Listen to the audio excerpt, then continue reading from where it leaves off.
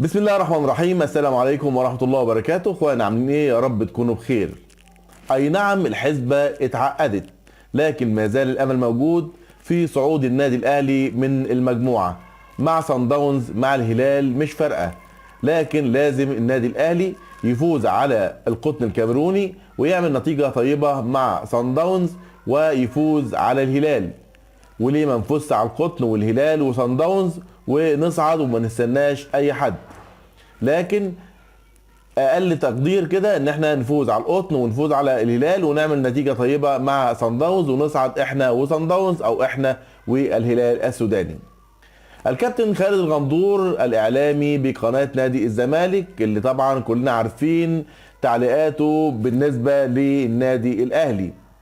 خالد غندور بيعلق على مباراة النادي الأهلي وفوز النادي الأهلي على المقاولين العرب، ويقول لك النادي الأهلي يعود للانتصارات من جديد ببطولة الدوري العام. خالد غندور بيقول إن الأهلي بيعود للانتصارات من جديد ببطولة الدوري العام.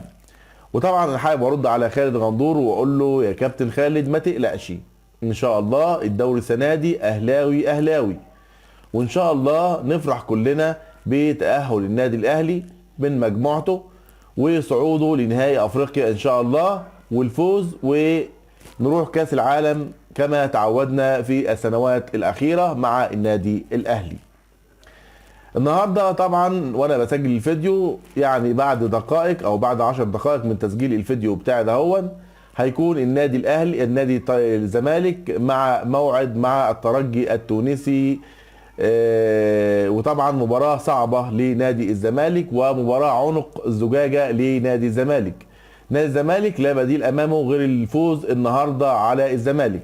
هنسمع المباراة وبعد المباراة هنرجع مع بعض تاني ونتكلم عن مباراة الزمالك والترجي التونسي، وان شاء الله يعني نتمنى ان الاهلي والزمالك يكونوا في نهائي البطوله بمشيئه الله، ولكن تكون البطوله اهلاويه بمشيئه الله كما تعودنا او كما نتمنى جميعا.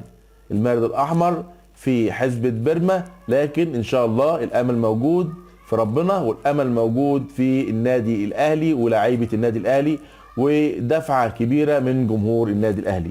بشكركم والسلام عليكم ورحمة الله وبركاته، ونتقابل فيديو آخر إن شاء الله. وما تنسوش ادعمونا باللايك والتعليق الجميل أسفل الفيديو.